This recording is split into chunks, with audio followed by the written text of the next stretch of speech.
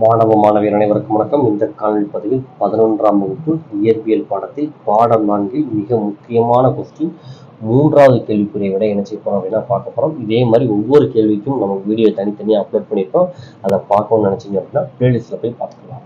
சரிங்களா? ஸோ திறன் மற்றும் திசைவேகத்திற்கான கோவையை தருவி இது மிக மிக முக்கியமான ஒரு 5 மார்க் கொஸ்டின். சரிங்களா?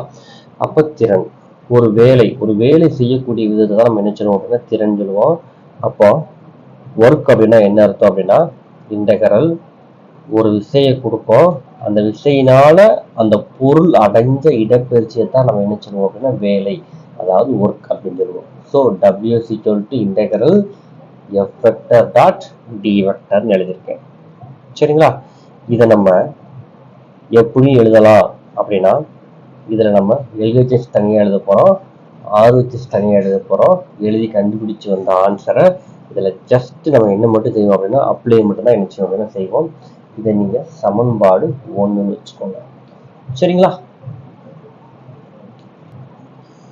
இப்போ நம்ம LHS, அதாவது LHS அப்படின்னா நமக்கு தெரியும் எந்த கை பக்கம் உள்ளது அப்படின்னா இடது கை பக்கம் உள்ளதை மட்டும் என்ன செய்ய போகிறோம் அப்படின்னா எடுக்க போகிறோம். இங்கே நம்ம என்ன இருக்குது, ஒர்க் இருக்கா, அதாவது W அப்படின்னா ஒர்க், அதாவது வேலை.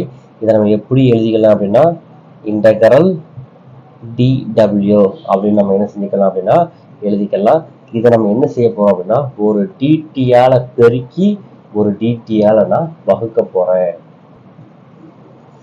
இப்போ என்ன செய்ய போறோம் அப்படின்னா W = இன்டகரல் dW ஒரு DTயால என்ன செய்யறோம் அப்படின்னா பெருக்கிறோம். அதான் இன்ட்டுக்கு பதிலாக புள்ளி வச்சிருக்கேன், இன்ட்டு DT பை வகுக்கணும்ல, அதனால என்ன போடுறோம் அப்படின்னா பை T அப்படின்னு நான் எழுதியிருக்கேன்.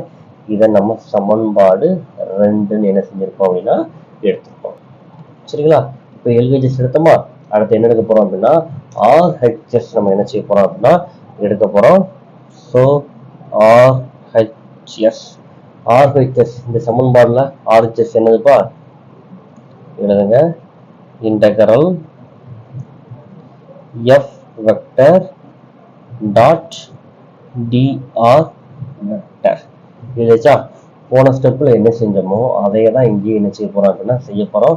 எதால ஒரு DTயால பெருக்கி DTயால இந்த ஸ்டெப்பை நான் என்ன செய்ய போறேன் அப்படின்னா வகுக்க போறேன். Equal to integral F vector dot என்ன வெக்டர் dr வெக்டரா என்ன செய்ய போறேன், ஒரு DTயால நான் என்ன செய்ய போறேன் அப்படின்னா பெருக்க போறேன், அதான் இன்ட்டு DTன்னு போட்டிருக்கேன், பை வகுக்க போறேன், அதான் பை DTன்னு இருக்கேன். சரிங்களாப்பா? இதுல ஏதாவது டவுட் இருக்கா? இல்லைல்ல. இந்த dr பை DTயை நம்ம எப்படி எழுதிக்கலாம் அப்படின்னா V வெக்டார், அதாவது திசைவேகம் எழுதிக்கலாமா? அப்போ dr பை DT, அப்போ இந்த D வெக்டர் பை DTக்கு பதிலாக என்ன எழுத போறோம் அப்படின்னா V வெக்டர், அதாவது திசைவேகம் அப்படின்னு நம்ம என்ன செய்ய போறோம் அப்படின்னா மதிப்பு இங்கே நம்ம அப்ளை பண்ண போறோம். ஸோ என்ன எழுத போறீங்க, இன்டகரல் என்ன வெக்டார் F வெக்டார், இதுக்கு பதிலாக என்ன எழுத போறோம் அப்படின்னா V வெக்டார் என்ன செய்ய போறோம் அப்படின்னா எழுத போறேன் இன்ட்டு DT. இல்லை நீங்க பிராக்கெட் போட்டாலும் தப்பு இல்லை. இதை சமன்பாடு 3ன்னு என்ன செய்வோம் அப்படின்னா வச்சுக்கணும். இப்போ பாருங்க, இந்த சமன்பாடு 1ல இந்த சமன்பாடு 2ஐயும் இந்த சமன்பாடு 3ஐயும் இங்க கொண்டு போய் நம்ம என்ன செய்ய போறோம் அப்படின்னா ஜஸ்ட் நம்ம அப்ளை மட்டும்தான் நம்ம என்ன செய்ய போறோம் அப்படின்னா செய்ய போறோம். ஸோ அதை என்ன செஞ்சிருங்க அப்படின்னா நீங்க எடுத்து எழுதிருங்க. இப்போ எழுதிருக்கோம் சமன்பாடு 2 மற்றும் சமன்பாடு 3ஐ சமன்பாடு 1ல் பிரதியிட. சரிங்களா? ஃபர்ஸ்ட் இந்த சமன்பாடு 1ல இந்த Wக்கு பதிலாக இந்த வேல்யூவை இங்க நம்ம என்ன செய்ய போறோம் அப்படின்னா எழுத போறோம். எழுதிக்கலாமாப்பா? அப்ப என்ன வருதுன்னு பாருங்க, Wக்கு பதிலாக நம்ம சமன்பாடு 2ல உள்ள எழுத போறோம். சமன்பாடு 2ல என்ன இருக்குன்னு பாருங்க, integral dW by DT dot DT equal to சமன்பாடு 3 இந்த இடத்துல நான் என்ன செய்ய போறேன் அப்படின்னா எழுத போறேன். இங்க என்ன இருக்குன்னு பாருங்க, integral F vector dot v vector into dt. ஓகேவா? இப்போ இங்கிட்டு ப்ளஸ்ஸாக இருக்கிறது ஈக்குவல்ட்டுக்கு இந்த பக்கம் வரும்போது எதா மாறும் அப்படின்னா நமக்கு மைனஸாக என்ன செய்யும் அப்படின்னா மாறும். ஸோ அந்த ஸ்டெப் என்ன செய்யணும் அப்படின்னா எழுதிக்கலாம். இப்போ இதில் மாறாது. Integral dw by dt dot dt அப்படியே தான் இருக்கும். இந்த ப்ளஸ் இங்கிட்டு வரும்போது எதா மாறும் அப்படின்னா மைனஸாக மாறும். So minus integral f vector dot v vector into dt equal to 0. அப்போ இந்த பக்கம் எதெல்லாம் காமனாக இருக்கும் பாருங்க. இங்கே ஒரு இன்டகரல் இருக்கு, இங்கே ஒரு இன்டகரல் இருக்கு, இங்கே ஒரு dt இருக்கு, இங்கே ஒரு dt இருக்கு.